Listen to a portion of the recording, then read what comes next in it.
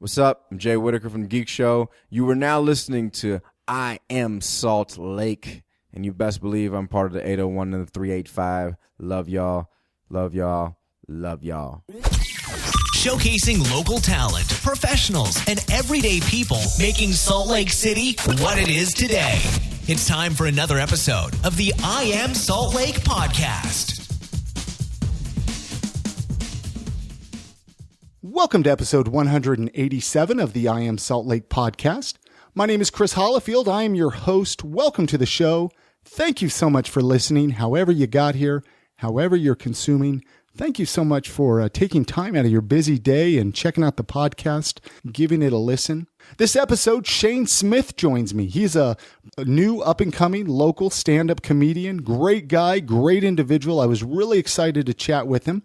I'm going to be playing that conversation here in just a minute. Hopefully you guys stay tuned for that. But anyway, the City Weekly Best of 2015 ballots are open now, where you can go and vote for all the things that you love about Salt Lake City. A lot of really great categories. Unfortunately, they didn't include a podcast category this year. So I need you to write in I Am Salt Lake for Best Local Podcast. I'm going to put all the links at iamsaltlake.com/187, the show notes for this episode. You can click on the City Weekly Best of 2015 link. It will send you to another page where you can go and vote. Again, you have to vote for at least 10 businesses or people to make your vote count. And it would mean a lot to me for your support to write in I Am Salt Lake for Best Local Podcast. Hey, I want to thank John Farmer over at American Musicians Radio for his support, for letting me use his offices to record many of the interviews that I do for I Am Salt Lake, including this one with Shayne Smith. And so check them out at amr.fm. If you're a local musician, make sure to send your music over, and he'll play it on his online radio there at American Musicians Radio, Utah Musicians Radio. That's going to do it. I don't like to chat too much. I want to get right into the conversation, but stay tuned for after the interview with Shayne Smith. I got some more things I want to tell you, some more things I want to share with you. Why don't you guys join me as I talk to Shayne Smith at the American Musicians Radio Studio here in Salt Lake City, Utah.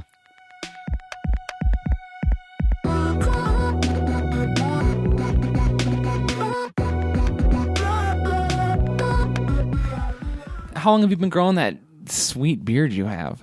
The last time I shaved was January, but that was just stubble. Okay. Yeah. So see, I can't grow a beard. I can grow a mustache, no beard. It's very frustrating, and my mustache is not as thick and glorious as yours. It's like it's kind of like a Val Kilmer as Doc Holliday mustache. Which, granted, Doc Holliday is amazing, but is that him? I'm seeing a picture of Chris in a tuxedo with no beard, and he looks like if Jared from Subway didn't molest anyone. It's crazy. Oh, man. Here you kind of look like the guy from The League. I can't remember his name. I don't know why I'm associating you with other people. You look like yourself, but... So we turned Periscope off. Okay, no more Periscope. No more Periscope. We're going to get intimate. Let's do it. Get a drink of water here. I want to start... You know how I like to go. I like to kind of start at the beginning, work your way to... Well, first of all, I want to mention, okay, so the first time I ever met you, Shayne... Yeah. ...was Bodega. Bodega, yeah. You were a bouncer. Was that what you were there? Yeah, you were a bouncer. Yeah, I was the door guy. You were the door guy. I would come in there and I have no skills with the ladies apparently. Yeah. So there was a bartender there that I thought, well, if I go visit her, she will like me. Yeah. And so yeah, I would come and eat all the cheese balls. Yes. It's so delicious cheese balls. And how long did you work at Bodega for? Oh, a couple months. Did you ever have to throw anybody out of there? Yes, I had to throw many people out. What's the craziest story from Bodega? Oh my God! There was an older man who was trying to hit on women, and then he was unsuccessful, and they were just kind of ignoring him. It was kind of like he was creepy, but instead of being outwardly like I hate you, they pitied him, and so everyone kind of just brushing him off. And then he decided to stand up on a chair in the middle of the bar and make his big reveal, which was was that he had enough acid for everyone in the bar, and that we should all take it and go to his orgy. And then he started trying to like convince people to put acid in their beers, and he was crazy. And I had to ask him to leave, and he said he would karate chop my throat if I touched him, but I was trying to like corral him out, and so I had to like get him and like by the shoulders and kind of push him on his way out, and he turned around and he like karate chopped the air as if he would karate chop me, and then he demanded that I smoke some sort of hallucinogen with him, and then told me I was a piece of shit, and then was like making desperate pleas to the women. It was crazy. At one point, I think I told him I would punch his bones into dust. He was very old. And why did you quit this job? I mean, this sounds fascinating. Oh, another time, this group of old ladies had this big bag party, like a purse party or something. I really don't know what rich women do, but they rented out this place and they had this big party, and I was holding their purses for them, and so they were paying me, and one lady slips like a $50 bill into my back pocket and then says, "Meet me in the bathroom in 20 minutes." Did you meet her? No. Well, I was dating my current fiance at the time, so I was like, I can't bang this 45-year-old lady in the bathroom and she also worked with me, so it was like double foul. Yeah. Oh my God. I had quite a few women proposition me. And men also. That place is wild. Downtown Salt Lake parties so fucking hard. Can I say I can say anything I want. You can say anything you want. Yeah, downtown Salt Lake parties so much fucking harder than people think they do. It is insane. We would have just couples come in and ask if they could have sex in our bathroom. And did you say it's okay? I would have if I wasn't the guy that cleaned the bathroom. So I was like, no. But if I hadn't been the one cleaning the bathroom, I'm all for that. They would have been allowed to, but no, fuck that. I'm not cleaning up a stranger's jizz.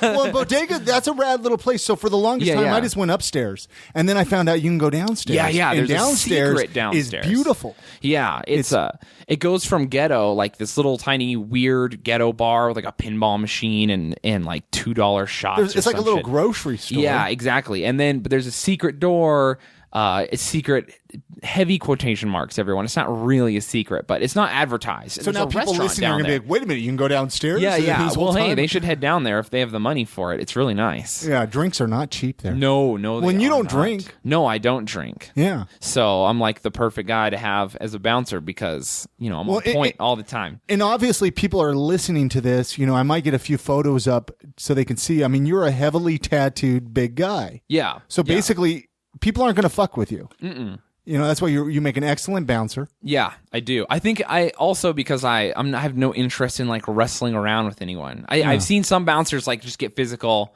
I've talked to almost everyone who's ever wanted to like battle me out of it. The only people who ever... The old man tried to karate chop me. He was he was hilariously unsuccessful though. He looked like he was moving through sand. It was so slow. But I had a lot of women like punch me or pinch me or like pass out drunk or puke. Women are the worst as far as being like drunk crazy people go. Is it obnoxious when you're not yes. That's a kind of a given. I mean, when you're not the person who's drinking and you're around a bunch of drunk people. Oh my God. You are an idiot. Anyway, let's find out. Let's start back. Where were you born? Where did you grow up? Where did Shayne Smith grow up? I was born in Springfield, Oregon, and I lived there until I was too young to have very many memories, like 3 or 4 or whatever. And then I moved to California, and I lived in Riverside, and then I lived in Mount Arrowhead. My father lived in Yucaipa, and I bounced around California a lot. And then when I was around 12, my family up and moved to Fillmore, Utah, which is like this tiny, tiny town in the middle of Utah, like graduating class of like 50 plus. Like, so that's where you went to school in Fillmore. That's where I went to school. Like high school. Yeah, for the majority of my life. For a little less than 1 year of high school, I lived in Cedar City. Okay. So a little more normal. Yeah, my stepfather murdered someone. Yeah, that's real. He's a murderer. And so you just kind of say it like it's everyday conversation. Hey, man, I just FYI to everyone out there, I grew up pretty white trash. My mom tried her hardest, but like, it's tough when you're just a regular person with a job and 4 kids or whatever, So trailer, living in a trailer, heating your house with firewood from trees that you cut down yourself type situation. So you had to go out and cut down the wood yourself. My brothers and I. How many siblings? How many brothers and sisters? So if you include like my extended, like my step family and all of us, I have 5 brothers and 3 sisters. Okay, so a decent. I mean, did you all live together at the same time? No.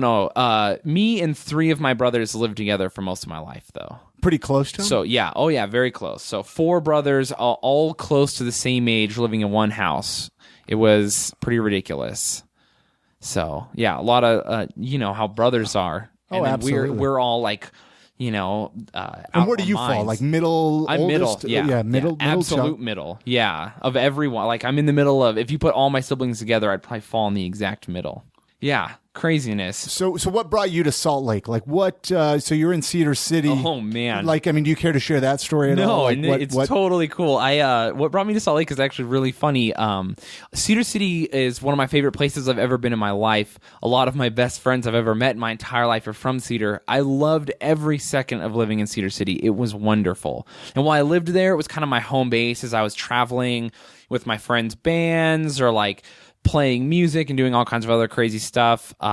Cedar was great. Then I met this girl and I fell in love, like for real, for my first time ever. Or what I thought was love. I don't think it was. I was very young. You know how old are you if you don't want to? I think I'm 19 at this point in my life. Oh, I thought you were going to say you're 19 now. No, I'm 28 now. I'm almost 29. I'm turning 29 at the end of this year. How old are you? I'll be 38 at the end of the year. 38? Oh, wow. It's 10 years. That's, when you get to be a little, I think once you pass 25, I love when people try to ask how old I am. Like, it's been this lifelong quest. Really? Let's find out how old Chris Hollifield is. You look you taking care of yourself, man. Well, thank you. You look 30. Well, imagine if I was younger. to shave the beard off. Right? You saw pictures. Yeah, true. Just with a tuxedo. Yeah. That was last year. Dude, really? No, I'm just kidding. I was like, damn, man. Yeah, I feel like I'm very, like, I've had people ask if I'm 21. Like, I've been like, guess my age, and like 21. Sure. When I don't, if I like put concealer over my tattoos, it would probably dip even lower.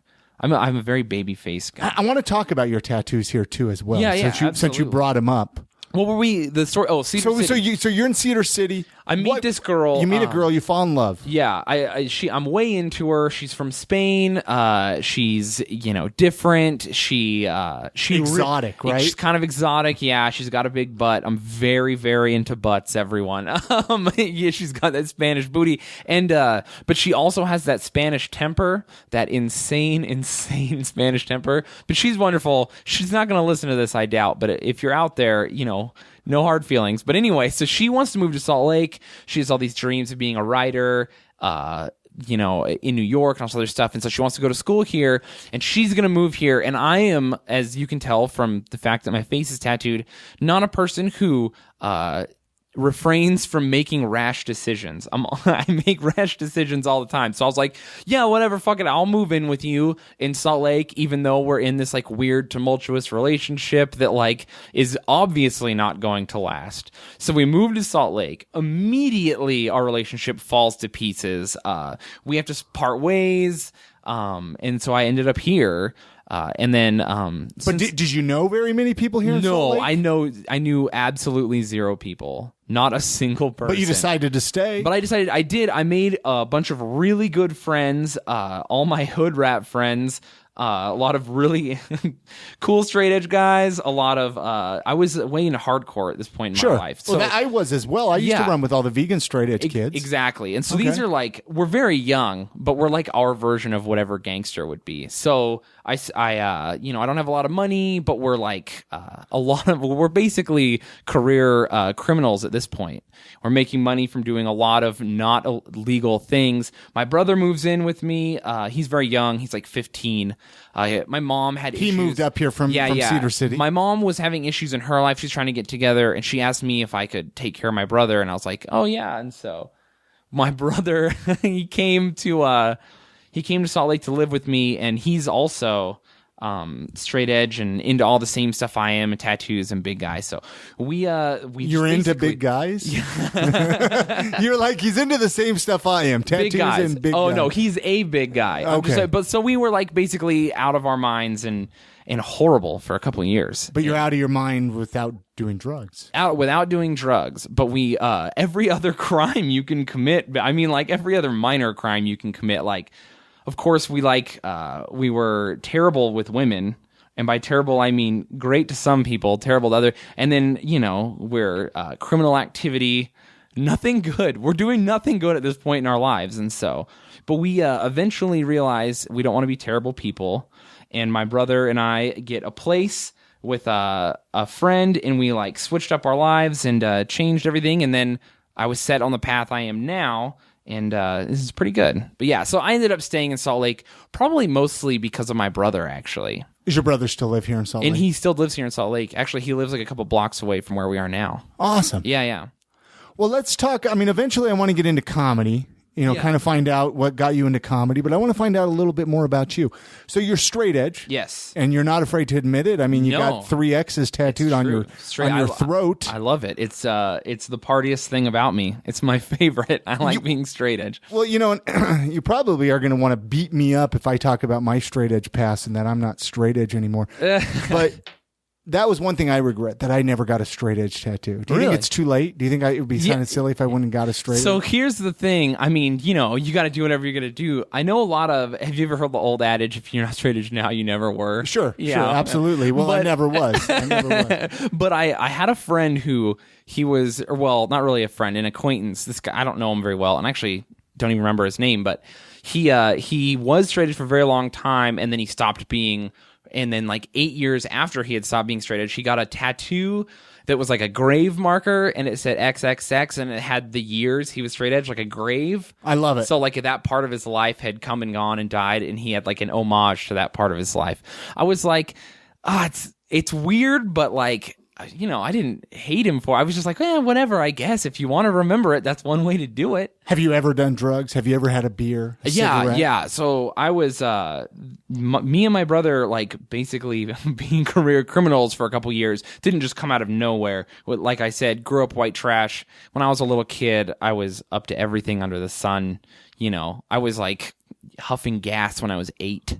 So really? Drugs, I had already like run the gambit. I think I did a bump of coke when I was 12. Like I was out of, we would literally like whatever, we would do it. Like we were ridiculous, out of control. And so what made you decide to be straight edge then? So I became straight edge on my 14th birthday. So my birthday is the anniversary of being straight edge. And I basically just saw that alcohol was like destroying everyone around all their lives. Sure. And I grew up around lots of poorer people, and poor people destroy their lives with substances. It's what they do to like pass the time. To cope with reality. Yeah, exactly. They become stagnant. They stop learning. They don't usually have hobbies. They just work to get by, and that they're bitter or whatever, and that substances fill that void, and it just eats them up. Nothing good ever came from drinking. I'd always have the best times when I wasn't drinking or getting high, or when I wasn't dedicating time to getting high or spending money on that. I was playing video games. Video games are so much better than getting high. I know there's someone out there that's like, oh, you can get high and play video games. A lot of truth behind that, though. But I spend that money you spent on getting high, and I have double video games. So, I mean, and I'm having just as good of a time. But yeah, I saw it destroying people in my family, friends' families and stuff. I mean, like, it just wasn't an abusive stepfather. Yeah, I just wanted no part of it whatsoever. Sure. So much so that like I went completely in the other direction. And when I became straight edge, I actually didn't meet another straight edge person until I was 18. So for 4 years, I was straight edge just based off what I read online. So it was very unpopular in high school. Like people did not think I was cool. Because you're down in Cedar City still. Yeah, Cedar City and Fillmore. And so like... But you probably heard about Salt Lake straight edge. Yes, I did. I used to have... Lots of people would be like, don't say that you're straight edge. And I'd be like, no, I am straight edge with my 3 X's on my leather jacket. And they'd be like, no, a straight edger shot my cousin's brother. Back in the 90s, it was cool. That's why I moved away. That was one of the biggest reasons why I moved out of Salt Lake and out of Utah, was because I was sick of going to hardcore shows and fights would break out. And, I mean, I got some of the craziest stuff from some of the shows that I used to go to. I mean, yeah, totally. And that was one of the things that me and my brother were like, ugh. We can't, it's just, we're bullies. Yeah. It used to be that it was like straight, because being straight edge in Southern Utah was kind of cool and this is cool because, grain of salt there, cool because there were Nazis and they liked hardcore. And so our whole thing was fuck the Nazis. Like, let's fight Nazis. We're straight edgers. We're like standing up for what's right. And, I'm Jewish and so is my brother. So we were just like, fuck yeah, like, let's just kill Nazis. That's all we wanted to do. And so we felt like, and then everyone in the hardcore scene was so bonded together because of that. When I came to Salt Lake, I learned, someone told me their favorite song, and I may say this wrong, but they were like, it's a song that's just because we're straight edge doesn't make us friends. And I don't know what band, maybe it was a band, but I remember thinking like, that's the literal opposite of what straight edge is for me. If you're straight edge, we're automatically friends. Like, you're innocent until proven guilty, There was a T-shirt back in I'm pretty sure I used to own it. It says straight edge means I have no friends. There was a company out of Pennsylvania that made all these cool straight edge shirts, and that was one of the T-shirts they made. Yeah, see, and I always like the exact opposite. I was like, not only was it just being straight edge makes us friends, but even being into hardcore. Like, if you danced or knew what a breakdown was, like, we're fast friends, And so, as long as you're not a Nazi. And then I came up here, and there's no Nazis. There's no like thing for all the hardcore kids to band together against. And so, it's a slightly violent community. Do you still go to hardcore shows and hang out with all that, or not? No, really? not really. Not really. It's not that I don't like, because I love moshing. Like I want to fight invisible ninjas all the time. It's my favorite thing about music. I love that. But I don't really go anymore. I don't know anyone who goes. I know there's still drama sometimes, and that just bugs the crap out of me. It depends what scene I'm in, and I'd probably be really down to go to shows. Anytime I'm out of town, I look for shows. Because when you're the out-of-town guy, a lot of the times people are, like, really accepting of you. Like, oh, it's the out-of-town guy. He's from this place. Like, let's show him a good time and show him that our scene is tough. And if you kick someone while you're out of town, people are like, they want to brush it off like you didn't mean it because they want you to think they're tough or whatever. But if you kick someone here and they know you, they're like, oh, fuck that guy. And then they jump you in the parking lot. It's just like, okay, you're a pussy. Yeah. Yeah.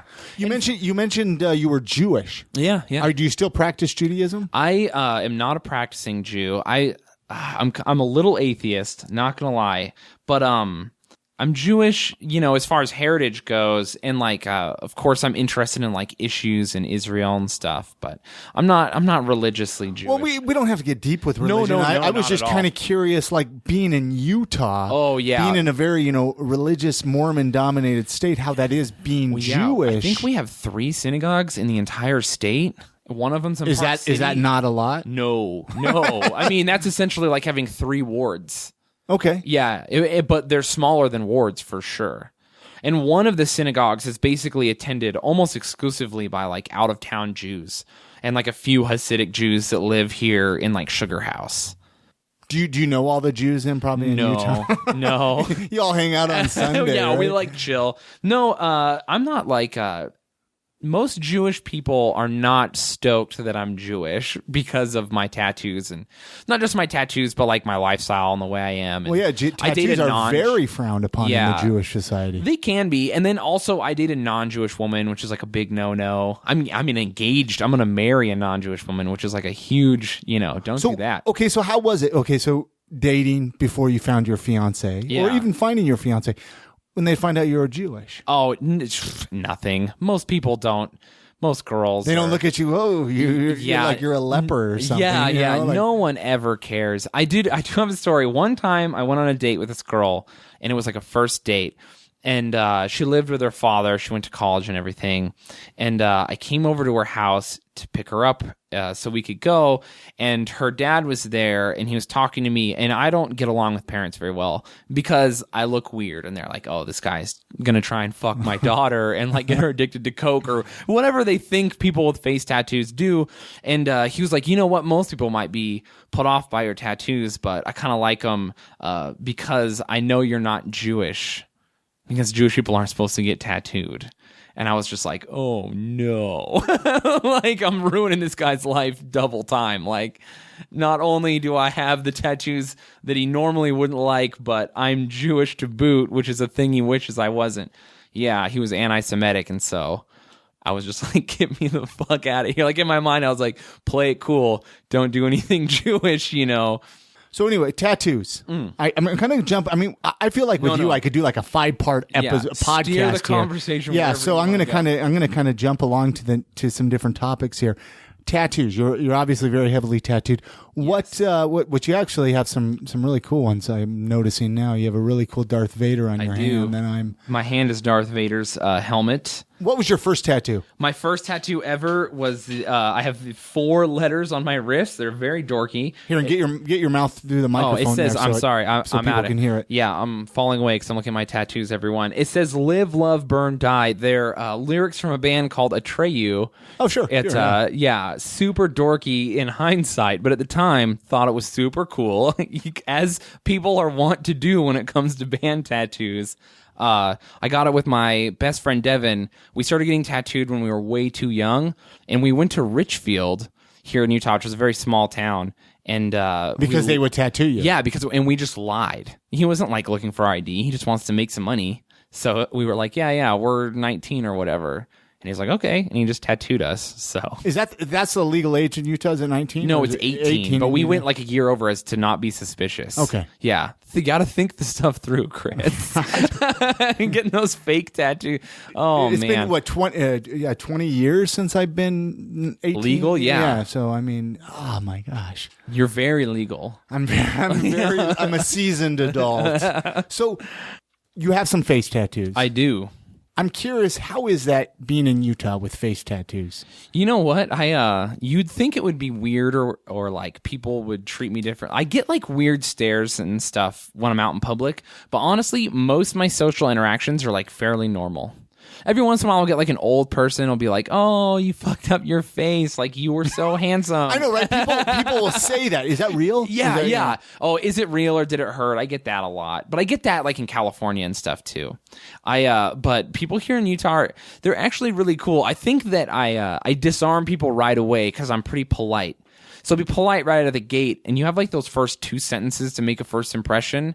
And I think that I like whatever my tattoos do to make people dislike me, I like immediately make up for in our first like engagement. Do you feel like you have to work a little bit harder that first 2 minutes than maybe an average person? Yeah, probably. I mean, and then maybe that's my default now, which is why people think I'm overly nice. I think I get that a lot from people. They're like, you're too nice. It's off-putting. Or too positive. It bugs me. Like, I'm not into it. You're happy all the time. What's the deal? And maybe I'm like, my demeanor is that because I'm really trying to combat the stereotypes that people have against tattoos, you know? And I think that, too, I'm hyper aware that I'm constantly an ambassador for straight edge because I have 3 X's on my throat and I look like a typical straight edge guy covered in tattoos and stuff. And so I want people to walk away from interactions with me and be like, oh, tattooed people aren't murderers, or straight edge guys don't carve X's into people's chests, which is something that people ask me if I do sometimes. Well, I've even seen a transition though with tattoos being more accepted for sure. The last 10 years even. It's not so much like, okay, you need to wear a long sleeve shirt to work. Or you need to cover. You mentioned concealer. Have you ever had to conceal your any of your tattoos, like your neck tattoo? I've never had to, but I've wanted to at times. I was a personal trainer at Gold's Gym for a while, and when I originally applied for the job, I asked about the dress code, and they said no visible tattoos allowed. Even though you had your neck tattoo. Even though I had my neck, so I put in my application for the job and stuff, and then I did a phone interview, and and I made it through the first round of interviews, and they invited me to the place, and I was like, fuck it, I'm just going to go to the interview anyway. Like, who cares? Sure. If they just tell me to leave right out of the gate, then whatever. And I went to the interview and just pretended like I had no tattoos, and just did the interview normally, and I ended up getting the job. So So wait, was it a face-to-face interview? Yeah, And a face-to-face what interview. did you wear? Like, I mean, just obviously wore your tattoos are going to peek out of your shirt. A shirt and a tie. I even had my sleeves rolled up. Did you have your face tattoos Yeah. in? Oh, yeah. All Really? of it. And they just gave me the job. When I was younger, I did the same thing. I was the assistant manager of like a Hollywood video, and they're like, no visible tattoos allowed. And I just showed up to the interview like, fuck it, whatever, with all of my stuff. It's never been an issue.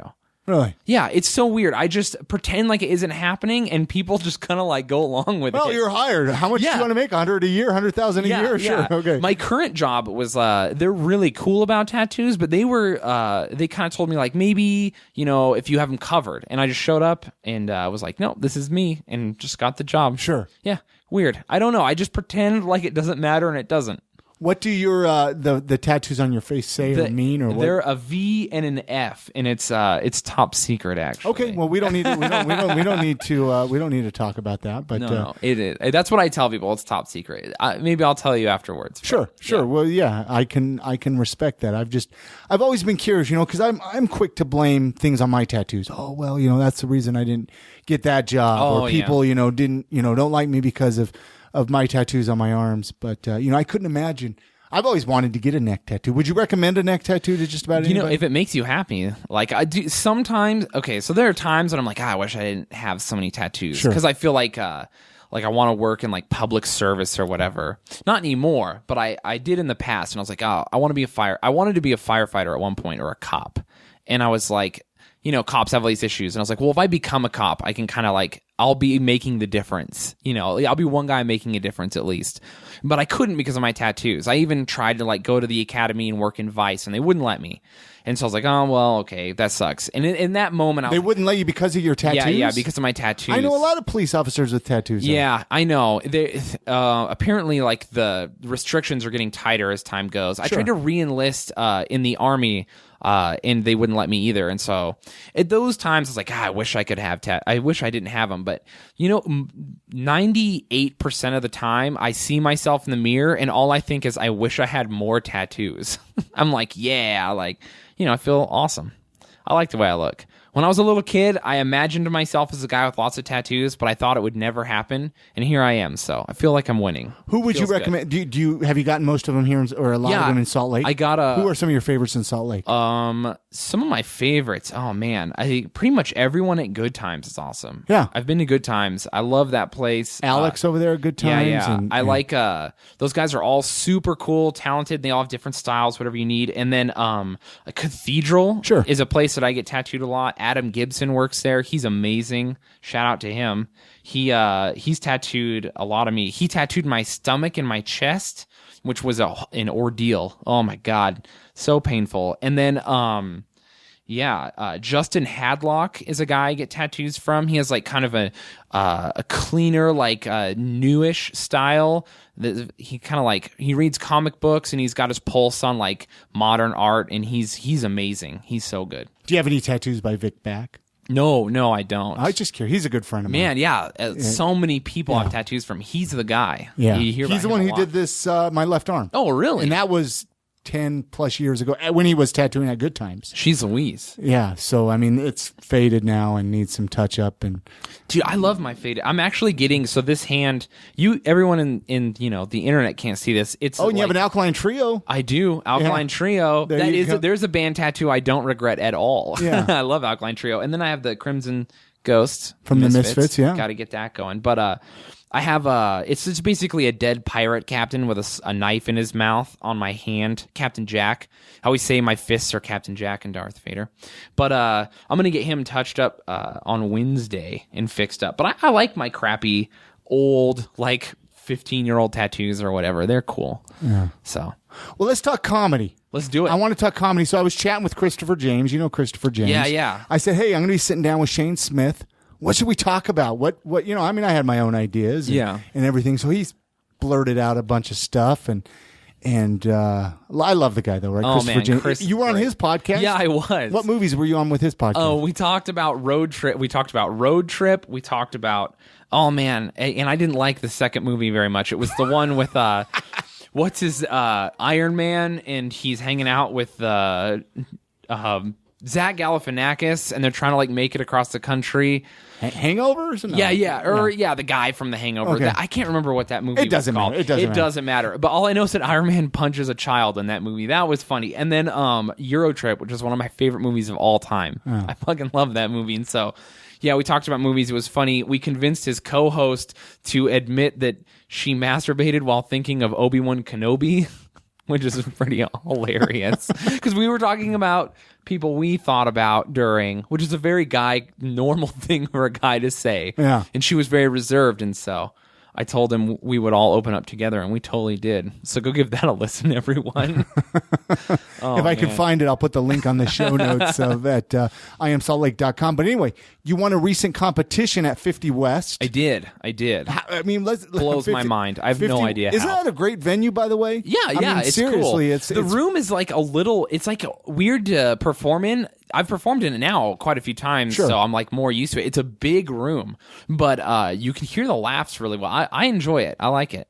All those guys are super nice, been super cool. And I got my first I Am Salt Lake Live. Yeah, It's going to be there in the middle of October, so hopefully you can make it. I am going to be there. I already clicked going on Facebook. Well, then that makes you obligated to go. Yeah, I have to go. No, so it's a great venue. So anyway, you won a competition. What was the competition? Share that story. What for people listening that didn't follow along? It's just a comedy competition, which anyone who most people don't like aren't comedians. Obviously, thank God, because I don't need more competition than I already have. But competitions are brutal, man. They're ridiculous. And then comedy's so subjective that it's like really taxing. You don't really know what's going on. You just try to be as funny as you can. But I did the competition at 50 West. Basically, it was, how many rounds was it? Like 5 rounds. And was it all in one day? Or No, or it was over the course of time. Like, I think the first 3 rounds were week after week after week.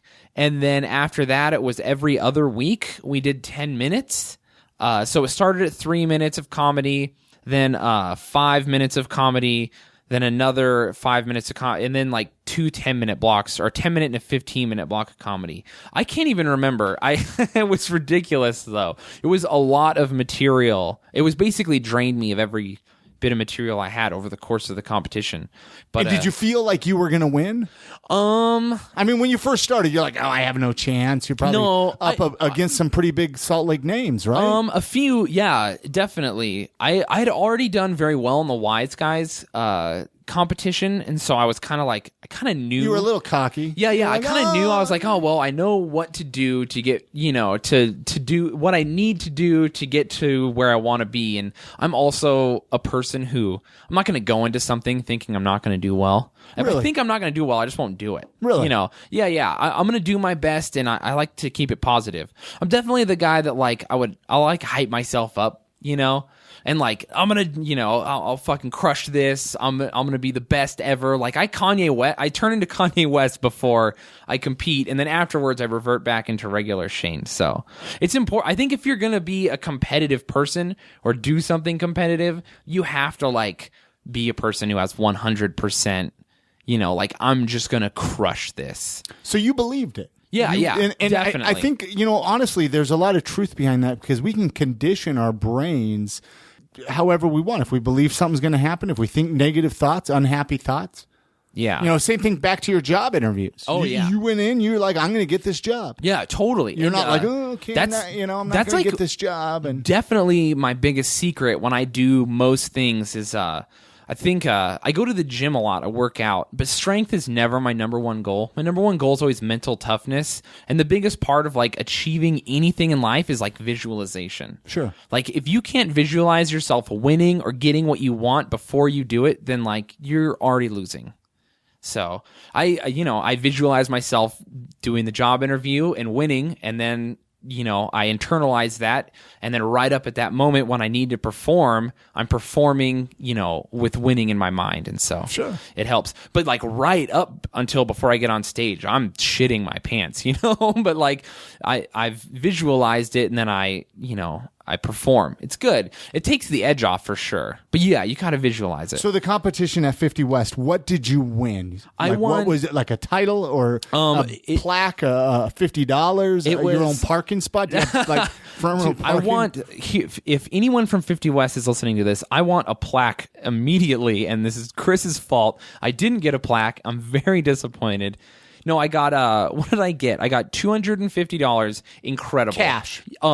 Yes. Yeah, they just paid me Or that like night. a Visa card or Yeah, something. yeah, they're amazing. They just paid me right there, which is rad. And then I'm going to fly to LA, and I'm doing a show in LA. And I think I'm going to, like, they're going to film me. Wait, or because something. of this, you get Yeah. to fly to LA? Yeah, yeah. Do they pay for that? Yes. What? Yeah, I know, right? It's like, what? Ridiculous. Yeah, for me, it feels not real. It's very cool. So they're flying me out to LA. I'm going to do a showcase there or something, or I'm going to feature on a show. It's like a small, like a 10-minute thing, and then I'm going to fly back. Very, very cool. Do they so put you up in a excited. hotel or no? I have no idea, but I have friends in LA, so it doesn't matter either They're way. like, here's the closest hostel. Yeah, You yeah, know what I mean? exactly. They're You're like, gonna stay on this bed. They're just gonna pay for my ticket. Like, good luck, coach.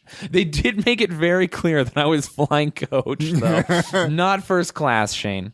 Well, it's still a really. I mean, so how long have you even been doing stand up? Oh my God, it's less than a year. That's what I was gonna say. You're pretty new to the comedy. I scene. am. So any opportunity I get, and anytime someone's like kind to me or thinks I'm funny, it blows my mind. And what made you even decide to get into stand up? Stand up came. So I think that I'm a very positive person, and that translates into being funny a lot of the time. It's for me anyway.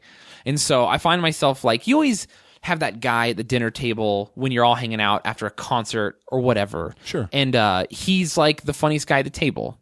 Like I started to become self-aware that I was the funniest guy at the table, and then I was like, well, and I was in the process of trying to like figure out what to do with my life.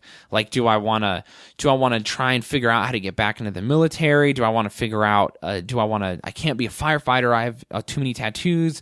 Do I pursue personal training, which is a big no. Fuck that. Worst job ever. Do I like continue bound? Like, where am I going with life? Basically, I was feeling very lost, and it was actually getting to me. I was getting pretty depressed. And then, and you're at that age. Remind me. So you're 28, I'm 28, 27 at this point. So yeah, I mean, thinking that's, all these things. I remember being that age. And you're just Yeah, like, what am you're I floating. doing? You're just past the point where it's okay Yeah. to just be like a guy existing, and you're like, okay, so some of my friends are getting married. They have careers. People are making money. I live in an apartment and I play Warhammer with all my free time. Like, what do I need to figure out? And so I was like, I just wanted a purpose, but not just like a job. I wanted a legit purpose. And it was coming down to the point where I wasn't figuring it out. And I want to like give back. I don't just want to do a career. I don't want to go to school and make money. Fuck money. I don't care about money. I want like experience. I want to do something that to me matters, for a living. And so how do you monetize being important or whatever if you can't work in public service or anything like that? And so I started to realize that making people happy was pretty important. I think it's a serious thing. I think people undervalue how important laughter is in life. Just seeing like stress eat away at family and friends, and I think that stress is like the number one problem we have in America. Like, absolutely. Fuck everything, like food, diets, every problem we think we have is inconsequential compared to stress. We're not taking our vacations. We're not treating ourselves well. We worry about the way we look and what other people think of us constantly. And comedy, laughing, is like this instant like oasis from all of that. And so I was like, man, I'm kind of good at this. What if I can do this for a living? Like, then I'll feel validated, and important in my own life. And I'll also, I can monetize this. I can do this. Sure. And so, yeah, that's like a really logical breakdown of my thought process. I love it. I love it. And so did you was it a typical Wise Guys open mic Yeah, so night? I found out when open mic was, and just so you know, I had actually gone to open mic once, like 4 or 3 years ago, and I bombed so hard that I never wanted to go back. I only did it for the one time experience to kind of knock it off my bucket list, and I did did so badly. Not a single person laughed for the whole 3 minutes, except for at one point a lady said, ha, during one of my jokes, like sarcastically. And I just remember being mortified. Like it was so, So you're like, brutal. I'm never going back. Dude, yeah, to this day, it's still the worst I've ever bombed. And so... And did anybody remember you? No, from no that? one remembered. Though since then, one person has remembered me. They were like, hey, you went up, and then they called you up first, even though it was your first time. And I was, because it was my first time, and this was the one 3 years ago. And then when they called me up, someone in the crowd went, oh no, it's his first time. And I looked over at them as I was jogging to the stage, and I tripped and fell in front of everyone. So brutal. You Dude, were it like was the right from the worst. start, destined to fail. I didn't even get to the mic, and I fell down, and it wasn't even like a funny fall. Like no one laughed. Like people were like, "Oh no," this poor open mic guy. But you were fell. heavily tattooed at that point. And they so- probably thought I was like the biggest douche. Like, look at this tattooed guy, and he Sure. fell down on the way to the microphone. Like, what an idiot! So terrible. So my glorious return was not so glorious. I bombed pretty hard, but I did get a big laugh at one point in my first set last year. And so then I was like, okay, there's something to this. And I started writing, and I kept bombing. But I would get like one laugh a set. And then I was doing so badly. And then all of a sudden one day, I wrote this like really short, goofy joke. And I was just kind of like in this mood, like, fuck it. Whatever. I was getting nervous, and I was like, I don't care. And I told the joke, and it got the laugh, even though I was expecting it not to work. And I was like, if I relax and I just do whatever and I don't care, that's when it works. And then it clicked. And then the next time I came, I did well. And then I started doing better and better. And then the next thing I knew, I was on a show, and it's been all uphill from there.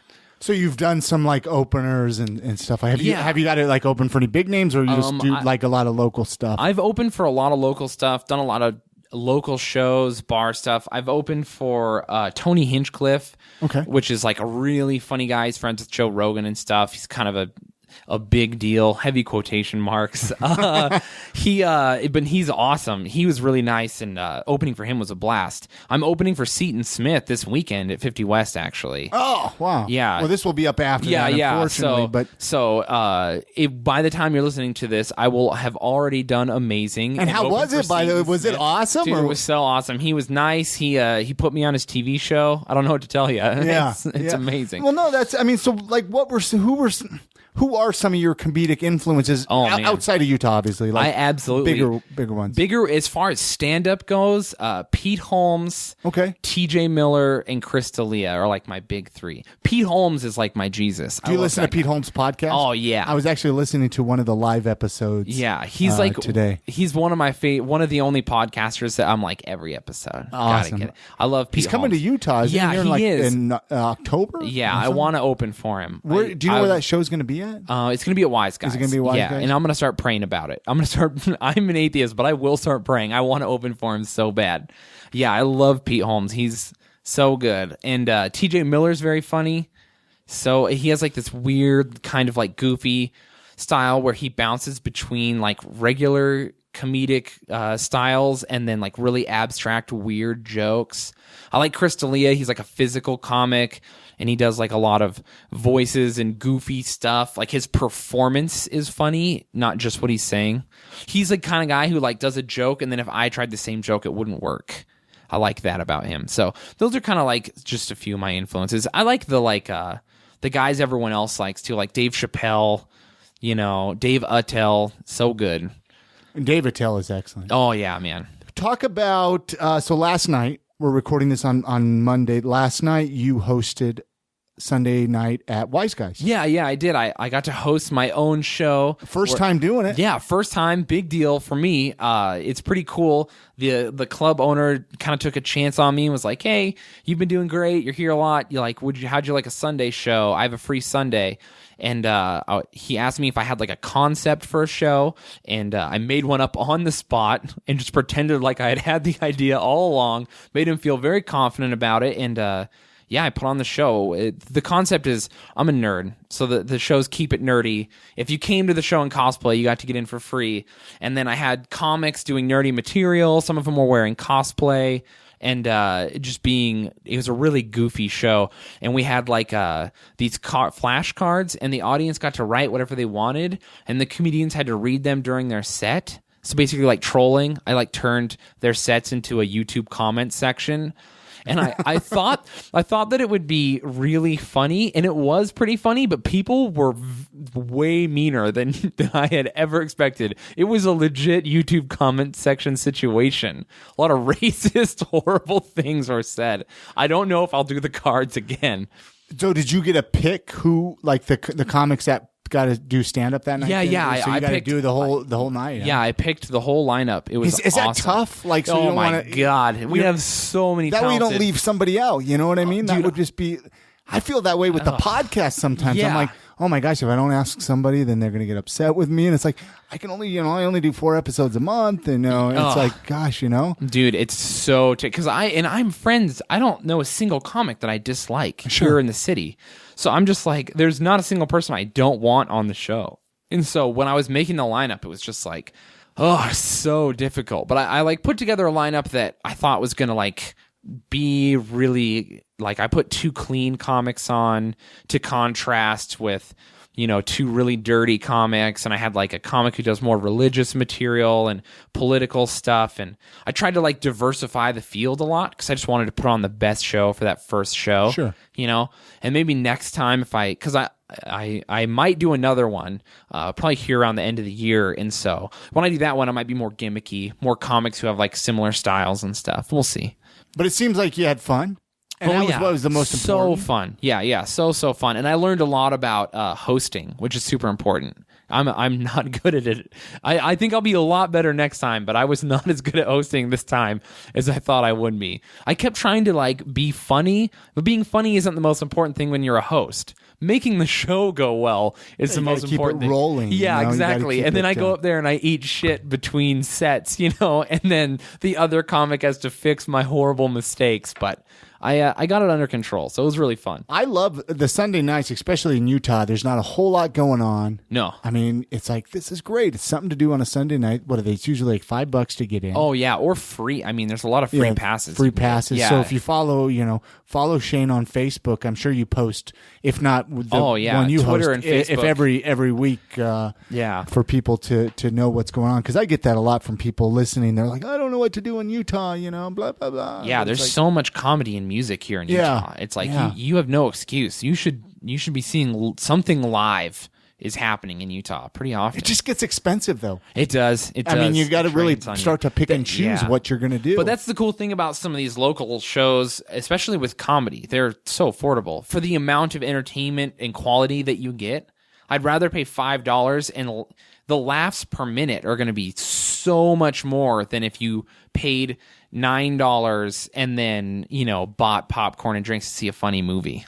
You're probably going to laugh harder too, because live entertainment's so much better. Absolutely. But where do you see yourself going with comedy? I mean, you mentioned you would like to make a living off of it. So I'm like, a lot of comedians are like weird about it or try to like not be too cool or whatever, but I'm all in. Comedy is going to be my career, or I want it to be, so I have nothing else going for me. I tattooed my face. It's all or nothing at this point. You're like, I got nothing. Well, that's how I feel with this podcast. It's like, gosh, I got to go all in with it. You know? Yeah. And if you're going to do something that you really love, like, why not just like attack it? Go crazy. Sure. Yeah. I'm all in with comedy. It's all I want to do. So what does your fiance think of that? Like, is she pretty supportive? Oh, she's so supportive. It's absolutely insane. I actually, there are times when I'm like, you could not be so, like if you wanted to, you could say no to going to the show, or like, she's so supportive that it like boggles my mind. It's insane. She's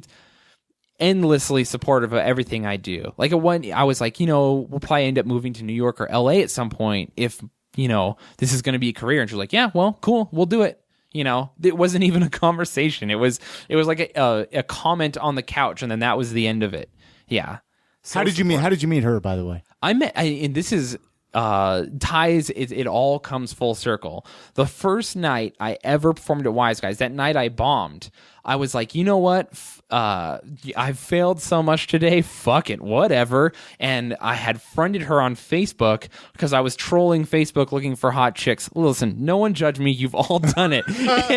and so I had found her on Facebook through another girl who was much less good looking than her. Yeah. And she had friended me, and I was like, oh, here's this hot girl. So I added her, and she had her phone number available on Facebook. And you just called her. Rookie move. Yeah, I was like, I didn't even know her.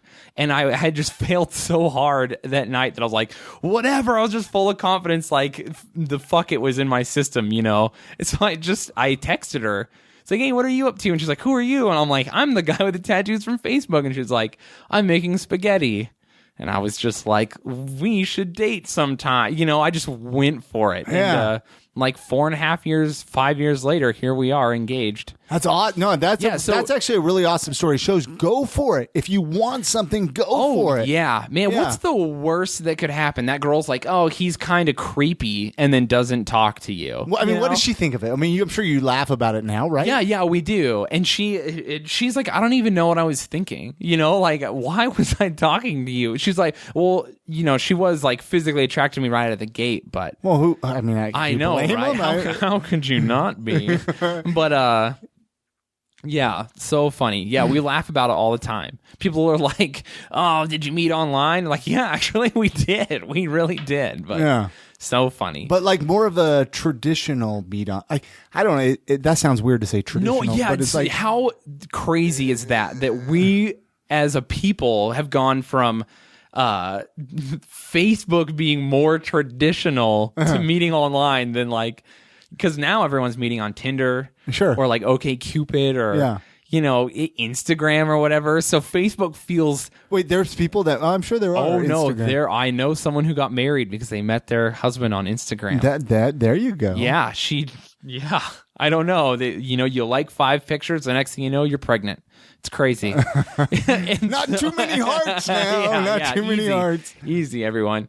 Do you not think that sometimes, though? If someone, like, you know, they're going through your feed and they're liking all your photos, and in your mind, you're like, are you trying to fuck or what? You know? Like, I know that you're just liking my photos, but there's a piece of me that's like, I know what you're after. Well, no, it is tough because I'll find somebody new on Instagram. I'm like, these are some pretty badass photos. Yeah. And then you do want to go through like them all, but then you're like, yeah, this one's 133 weeks old. I better not like this one. You're so deep down there that you're like, if I like this picture of you in a, you know, like with the cool sunset, but you're in a bathing suit from 5 months ago, you're going to think I'm fucking I'm a creepy stalker. Or your girlfriend, whoever sees, my girlfriend goes into the, like, she looks at what people are up to on Instagram. You know, so if you're on the regular search and you swipe right or whatever, it shows you what everyone else is up to. That thing is the devil. That gets you in trouble, right? Because she thinks you're up to whatever. She doesn't really freak out about it.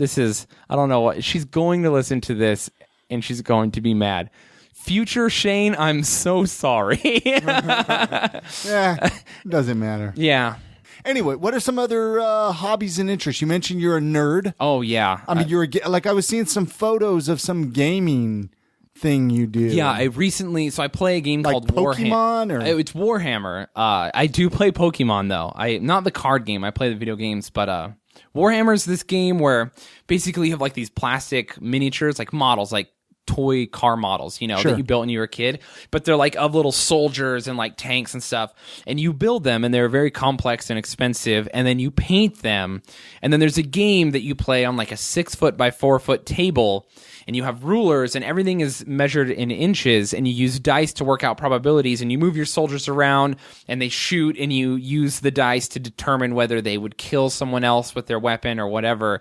And it's basically chess to the nth degree. Like, it's what could possibly be nerdier than being super into chess, and then whatever that is, Warhammer's nerdier than that. You know, like it makes people who play Magic the Gathering look cool. But you enjoy it. I love it. And that's all that matters. Yeah, exactly. What does your fiance think? She I think at first she was kind of like, oh, like what is all this stuff? You know, like you're reading all these Star Wars books and you play with toys. But I think that It's growing on her. Yeah, no, it totally has. And she likes comic books and stuff, so it was an easy sell. Sure. An easy sell. And now, our whole life is permeated by nerd stuff. All we do is play video games together. She plays video games too? Yeah, she plays video games. It's either there's always a movie, some sort of good movie playing in my living room, and video games happening 100% of the time. So is this like an open invitation? Oh, yeah. to come Yeah. on And over? I collect retro video games. I have a couple hundred NES, Super Nintendo, Sega. Dude, let's have an old school Nintendo line. Yeah, we totally should. Nintendo Come night. on over. So I started making this YouTube channel where I did interviews with people while we Yeah. played old Are you video still games. doing that? I am still doing that. I haven't found the time to get a bunch of... I need to have a day where I'll do it. I know. Yeah, we definitely need to get you over. What games are you into? Well, I love old like Nintendo. Yeah, like yeah. Old Super I Mario got you Brothers. covered. But I'm trying to think. Castlevania. Yes, that was Castlevania, so Excite good. Bike. Excite Bike. Mike Tyson's Punch Out. Yes. I have all of those. Paperboy was fun. Paperboy was good. Yeah. Dude, Paperboy's hard. Zelda. Always good. Yeah. Dude, I watched a video of someone that beat Zelda without a sword. What? They never used the sword. Is that even well, Yeah, it is possible. possible, apparently. Yeah. Blew my mind. Yeah. Yeah, they had it all mapped out, and they did it and on top of doing it without a sword, it was a speed run. So they do it as fast as they can to try and break a world record. It was crazy. Look that up. It blows your mind. Let's talk Salt Lake. I like to talk Salt Lake on the podcast. It's my favorite place in the world. It's your favorite place I like to hear that. Yeah, no, it definitely. I've traveled through Europe. I've traveled pretty much every state except for Hawaii and Alaska. Sure. Spent time in New York. Spent time in all over California. Salt Lake is the greatest place on earth, hands down. If you had visitors, someone was coming to Salt Lake, where would you say, gotta go check this out? You gotta go visit it. Like a couple of spots. A couple of spots? Well, I always take people to the comedy club. Okay. Our club, I am a comic, but our club is so good. It's built incredibly well. So when you see comedy there, it's extra great. You got to take people. I usually take people into the mountains. Most people who visit me are like back east or California. They don't hang out in the mountains very often. There's so much good hiking here. Crystal Lake, Secret Lake. Pretty big hiker then. Yeah. I'm not a big hiker. I wish I was more. I don't really have the time. I've wanted to get more into hiking. Yeah. But maybe one time we can go. Yeah, we should. We can record an episode of I Am Salt Lake while we're hiking. Dude, that would be cool. Yeah, that would be really cool. Donut Falls is a good little hike. Yeah. If it's winter, you got to go skiing and stuff. Sure. Definitely. Are you a skier? I like to ski, yeah. I see. And I've never been skiing, but Yeah. I've snowboarded a handful of times. There you go. Are you pretty good? No. No, terrible. No. I probably haven't done it for 10 years. Dude, I am the worst snowboarder. Okay. By a large margin. So terrible. I fall getting off the lift. Pretty good skier though. So yeah, let's see. Where else is good in Salt Lake? You have to. Dude, I love everything about the city, but I'm a guy who there's no specific landmark or thing in Salt Lake. I just want to do everything. Sure. There's laser tag places here that are awesome. Pro tip: if you're an adult and you haven't played laser tag in the last year, you're incorrect. Chris, have you played laser tag in the last year? I don't even know when the last time I played laser God tag. damn it, Chris. Let's have an I Am Salt Lake laser tag night. Laser tag, go-karts. They built the new K1 go-kart place. Awesome. We have the trampoline places here. So good. Why don't we hang out? Come on, know, Shayne. man. I like to have fun. I'm all over the place. Yeah. We got to do some What stuff. about local eating spots? Local eating spots. I'm sure you like to stuff your face, right? I do. I do like to stuff my face. Where's a couple recommendations that Shayne would tell listeners? You got to go check this out. Oh man, you know what? This is going to be horrible. I should support local food more, but I think the thing I eat most is Costa Vida. So terrible. So I eat there not a joke. No exaggeration, maybe 5 times a week for the last 3 years. There you go. Yeah. A lot of my, they know me so well that if I come in, they'll just be like, you're regular? And I'll be like, yeah. And they'll just start making it ahead of everyone in line.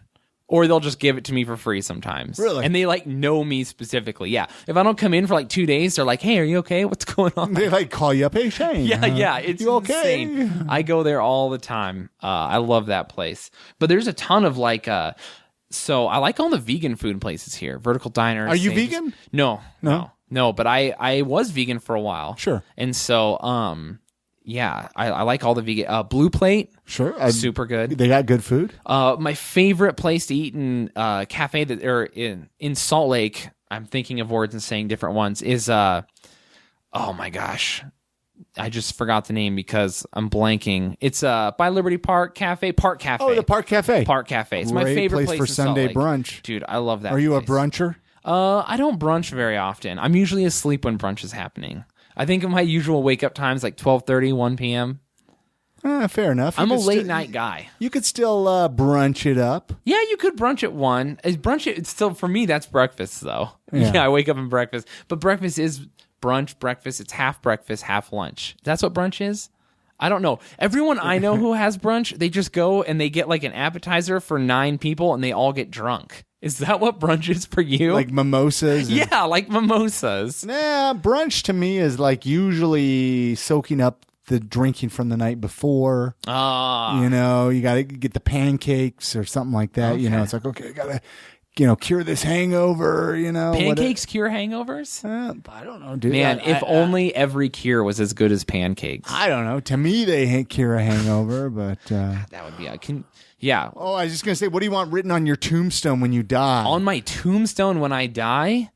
Something epic. I would hope that... So I don't want to decide... I want someone that I don't know to write a poem. This is... Poetry is awesome, guys. Get over it. And so I want someone I don't know to write a poem about my life and put it on my tombstone. I like Ernest Hemingway, or did Hemingway write The Man in the Bull? It sounds like it. I'm not whatever. not a Hemingway expert. There's someone listening knows. It's email me and let me know who wrote. I'm gonna paraphrase it. I'm gonna ruin it. No one get mad. Okay, it's like the no one knows, only the man in the bull. No one knows what it's like inside the arena. Only the man and the bull know the true story. Basically, it's like about a man fighting a bull. And the critics criticize him and the fans like have their thoughts, but really no one knows what's going on in that ring or how it feels or anything. The only people who count are the man himself and the bull. It's a good poem. Yeah. How can people get a hold of you? People can get a hold of me. I'm on Twitter as Shaydozer, SHAYDOZER. And I'm also on Instagram as Shaydozer. I like to think that I'm funny on those things. Probably not, though. I'm not very active. I should be more. Instagram, I just said that. Vine, I've made a couple Vines. I don't know. And then can people follow you on Facebook? Yeah. So I just have a regular Shayne Smith. It's my regular. Sure. My name, SHAYNE. Everything else is Shaydozer, SHAYDOZER. But if you can friend me on Xbox Live, let's shoot people together. And on Steam, if you like PC, I got gamers out there that listen. They might friend you and be like, "Hey, I heard you on I Am Salt Lake." Yeah, there you go. If you play Counter-Strike, let's do it. Anything you want to promote? I know you're doing a show this weekend. Anything you want to hype up in town or shout out? Or? I don't know. I have so many. Basically, I just want to shout out to like everyone who puts on comedy shows. If you're listening to this, I love you. You're amazing. You give me opportunities, and I appreciate it. Wise Guys, 50 West. Jason Harvey puts on shows. He's amazing. Yeah, so many good people. So many good people. So check them all out. Yeah, check out the them whole all comedy out. Scene out. Basically, if I could, just give a shout out, do anything, just tell everyone, go see live comedy. It's great. Not a single person doesn't like laughing. Absolutely. Yeah. Thank you so much, Shayne. We'll end it there. All right. This was a lot of fun. Thank you very much, man. Awesome. It was. All right. Many thanks goes out to Shayne Smith for coming on this episode. Hopefully you guys enjoyed it. I had a great time chatting with him, getting to know his story. You guys might have seen him on stand-up, doing some stand-up comedy here in town, Wise Guys or 50 West. Connect with him. Let him know you heard him on the I Am Salt Lake podcast. And if you enjoyed this episode, feel free to share it with your family and friends on any social media, Facebook, Twitter. Just tweet it out and let them know about it. Hey, there's a few people I want to thank for some recent donations. I want to thank Josh, Kat, and Cicely for their recent donations to help keep the podcast going moving forward, help funding it. Doing a podcast costs a lot of money. And for the last 3 years, really, I've been paying for it out of my pocket, and expenses are adding up. Equipment fees, hosting fees, audio fees, all of that. And I got a lot I want to do with it, but I can't afford to do it without your help. If any of you can help support the podcast and make a donation, whether it's a one-time donation or a monthly donation, go to iamsaltlake.com and click on the donate or support button. Kick on over $1 or $2. It helps the podcast out immensely. And I want to thank those of you that have helped. If you can't help, of course, the podcast is always going to be free. I'm never going to charge for it, but your donations help keep the project moving forward. If you are a local business and you're looking to help out as well, I'm looking for sponsors. So feel free to reach out. Drop me an email at iamsaltlake.com.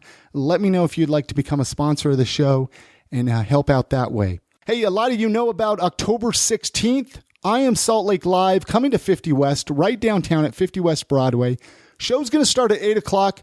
I'm going to get the doors open early, hopefully around 7:30. Come early, grab a seat. Tickets are only $5. I'm going to be talking to Kerry Jackson, Levi Rounds, and Paul Duane. It's going to be a fun night. It's going to be awesome to meet all you guys. It's just going to be a really, really fun night. So make sure to have that night blocked out on your calendar and join me. It's going to be the first I Am Salt Lake Live. That's going to do it for this episode, folks. Make sure you're following me on Twitter or connected with me on Facebook. That way you don't miss a single beat along the way. I'm here each and every week, so make sure you subscribe to iTunes or Stitcher Radio. Again, my name is Chris Hollifield. Thank you so much for listening. You guys have a great week.